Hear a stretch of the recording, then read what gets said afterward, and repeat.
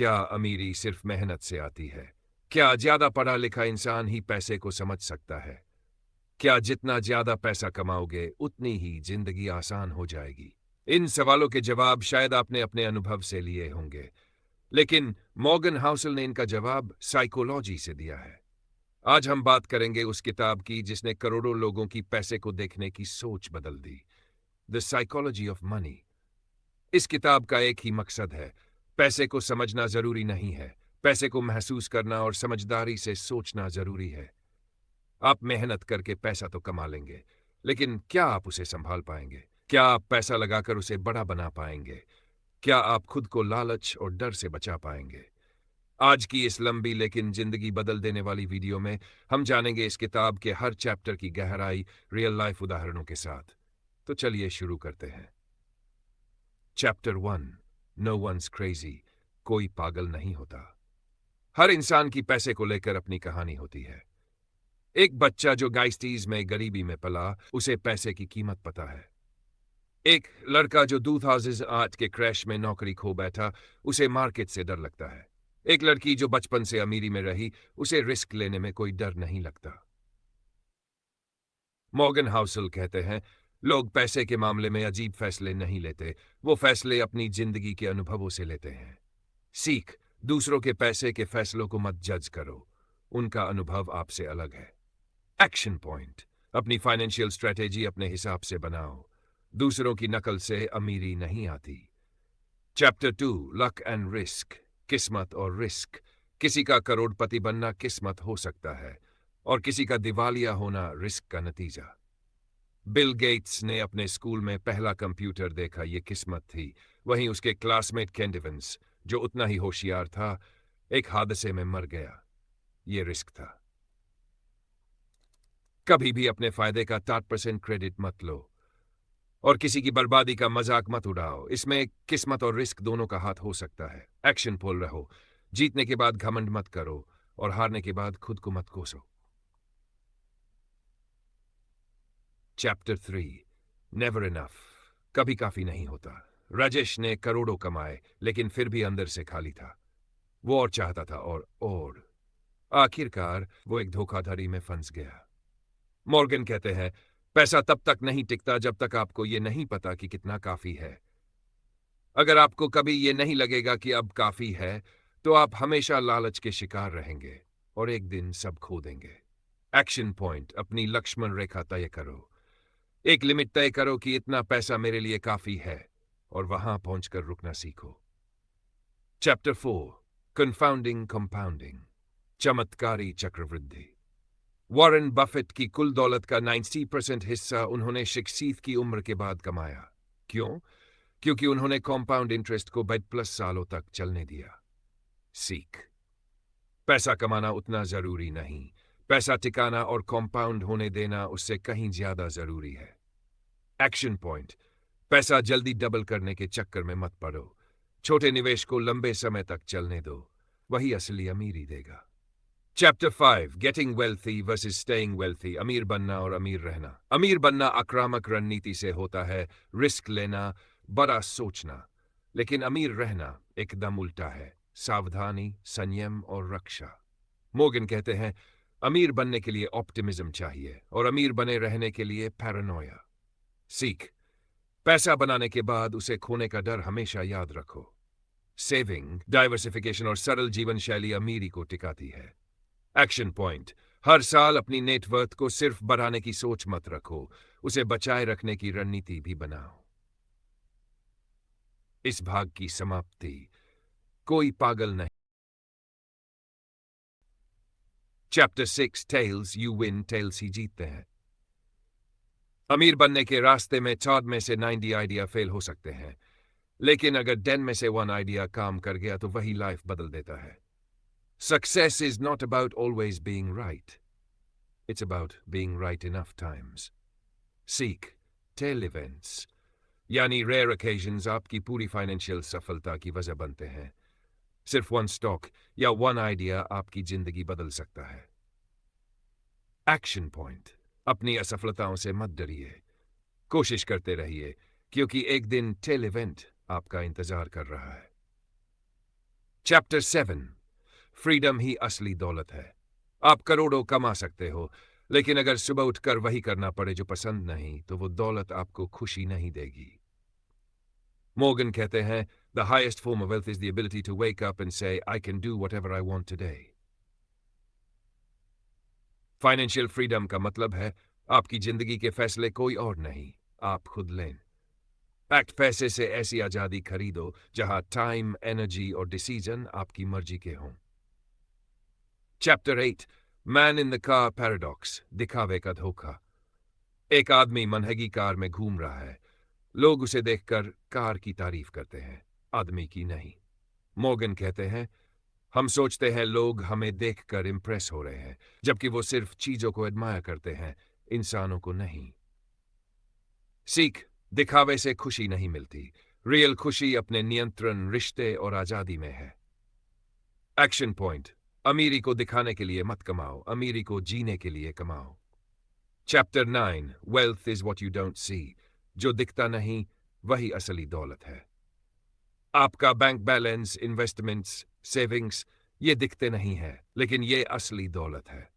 एक नई कार दिखती है, पर उसके लिए लिया गया कर्ज नहीं। सीख, असली अमीरी वो है जो बचाई गई है, न कि जो खर्च की गई है। एक्शन पॉइंट, पैसे खर्च करने से ज्यादा बचाने और बढ़ाने की आदत बनाओ। जो चीजें दिखती नहीं वही भविष्य बनाती है। चैप्टर 10 सेव मनी, पैसे बचाओ, यही ताकत है। कमाना महत्वपूर्ण है, लेकिन उससे ज्यादा जरूरी है सेविंग करना। सेविंग से आप दो चीजें खरीदते हो, अन सिक्योरिटी, द ऑप्शन। सीख, सेविंग सिर्फ आपातकाल के लिए नहीं होती, वो आपको आजादी, अवसर और मानसिक शांति देती है। एक्शन पॉइंट, फालतू खर्चों से खुद को अलग करें, सेविंग को आदत बनाएं, मजबूरी नहीं। चैप्टर 11 रीजनेबल, रैशनल, समझदारी बनाम परफेक्ट सोच। क्या आपको हर फाइनेंशियल फैसला पूरी तरह रैशनल यानी लॉजिकल लेना चाहिए? मॉर्गन कहते हैं, आपका लक्ष्य ये नहीं होना चाहिए कि आप हमेशा सही हो, बल्कि ऐसा हो कि आप लंबे समय तक टिके रहे। सीख, समझदारी से लिया गया फैसला, जैसे थोड़ी सेविंग, थोड़ी इंश्योरेंस, थोड़ी रुकावट, वो परफेक्ट मैथ से भी बेहतर हो सकता है। अपने फाइनेंशियल डिसीजन में भावनाओं की जगह बनाएं, लेकिन संतुलन रखें। परफेक्शन के पीछे ना भागे, स्थिरता के पीछे भागे। चैप्टर 12 सरप्राइज, जिंदगी में सरप्राइज तय है मिनट। जब आप किसी स्टॉक, नौकरी या बिजनेस के भविष्य की प्लानिंग करते हैं, तो आप मान लेते हैं कि कल आज जैसा ही होगा, लेकिन रियलिटी यह है, सबसे बड़ा खतरा वो होता है जो दिखता नहीं। सीख, जीवन अनप्रेडिक्टेबल है। बड़े बदलाव अक्सर सरप्राइज की तरह आते हैं। कोविड-19 इसका उदाहरण है। एक्शन पॉइंट, अपने पैसे को ऐसे मैनेज करो कि आप अनजाने रिस्क झेल सको। इमरजेंसी फंड बनाओ, डाइवर्सिफाई करो। चैप्टर 13 रूम फॉर एरर, गलती की गुंजाइश जरूरी है मिनट। हर इंसान से गलती होती है, और फाइनेंशियल दुनिया में यह आम बात है। मॉर्गन कहते हैं, you have to plan like a pessimist and live like an optimist. सीख, जब आप अपने पैसे की प्लानिंग करें तो उसमें थोड़ी सेफ्टी मार्जिन जरूर रखें। एक्शन पॉइंट, कोई भी इन्वेस्टमेंट करो तो उसमें कुछ रूम फॉर एरर रखो। मतलब कि अगर चीजें प्लान के मुताबिक ना चले, फिर भी आप बर्बाद ना हो। You'll change.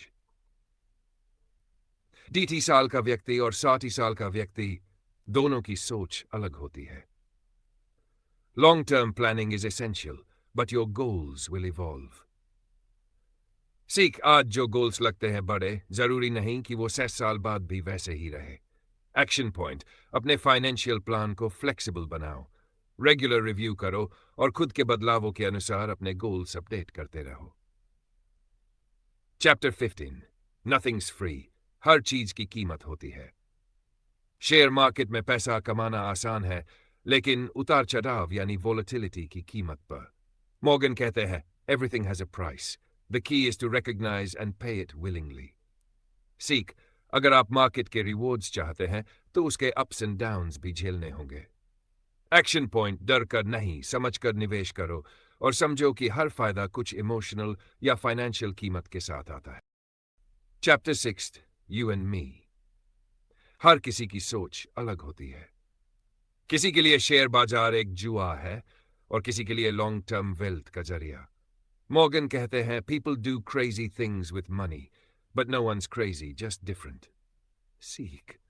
हर इंसान अपने अनुभव और परिस्थितियों से सोचता है, इसलिए कोई अगर आपके हिसाब से गलत फाइनेंशियल डिसीजन ले तो जरूरी नहीं कि वो मूर्ख हो, शायद उसका नजरिया बस अलग हो। Action point. दूसरों के पैसे के फैसले पर तुरंत राय न बनाएं। अपने लक्ष्य, टाइमलाइन और रिस्क प्रोफाइल को समझे और उसी के अनुसार चले। Chapter 7 in the seduction of pessimism. नकारात्मक सोच क्यों आकर्षित करती है। खबरें हमेशा डर फैलाती है। मार्केट गिरने वाला है, मंदी आने वाली है, सब बर्बाद हो जाएगा। Pessimism sounds smart. Optimism sounds naive. But the world runs on progress. सीख। डर बेचना आसान है, लेकिन बदलाव और सुधार असली ताकत है। एक्शन पॉइंट टर्म में दुनिया आगे बढ़ती है, इस पर विश्वास बनाए रखे, डर के बजाय डेटा और इतिहास पर ध्यान दें। Chapter 8 when you'll believe anything. कहानियों की ताकत। लोग डेटा नहीं, कहानियों से प्रभावित होते हैं। मॉर्गन कहते हैं we don't see the world as it is, we see it as the stories we tell ourselves. सीख। पैसा भी एक कहानी है, चाहे वो कर्ज की कहानी हो, अमीरी की या गरीबी की। एक्शन पॉइंट अपनी फाइनेंशियल स्टोरी को पॉजिटिव बनाओ। खुद को अमीरी, सफलता और सुरक्षा की कहानी सुनाओ और उस दिशा में काम करो। Chapter 19 all together now. सारी सीख एक साथ। इस अध्याय में मॉर्गन हाउसल सारी बातों को एक साथ जोड़ते हैं। अमीरी दिखती है, वेल्थ छुपी होती है। धैर्य सबसे बड़ी शक्ति है, फेल होना जरूरी है, लेकिन एक बार की जीत सब बदल सकती है। पैसे की सबसे अच्छी ताकत है आजादी। रिटर्न्स इमोशनल डिसिप्लिन से आते हैं, न कि आईक्यू से। Final action plan. नियमित सेविंग करें, लॉन्ग टर्म सोचें, खुद पर विश्वास रखें, दिखावे से बचें, सीखते रहे, बढ़ते रहें। Epilogue confessions. लेखक की सच्चाई 4 मिनट। अंत में मॉर्गन हाउसल खुद स्वीकार करते हैं कि वो भी कोई परफेक्ट इन्वेस्टर नहीं है। उन्होंने भी गलतियां की हैं, भावनाओं में फैसले लिए हैं, पर सबसे बड़ी बात, उन्होंने सीखा है और खुद को सुधारा है। सीख। कोई भी परफेक्ट नहीं होता, लेकिन सुधारने की कोशिश ही आपको दूसरों से आगे ले जाती है। फाइनल वीडियो पसंद आया तो लाइक जरूर करें। चैनल को सब्सक्राइब करें ताकि अगली प्रेरणादायक वीडियो आप मिस करें। कमेंट में बताएं इस किताब की कौन सी सीख ने आपकी सोच को सबसे ज्यादा बदला, और अगली बुक समरी किस किताब पर होनी चाहिए, ये भी जरूर बताएं। धन्यवाद। अगली वीडियो में फिर मिलते हैं एक नई किताब और नई सोच के साथ।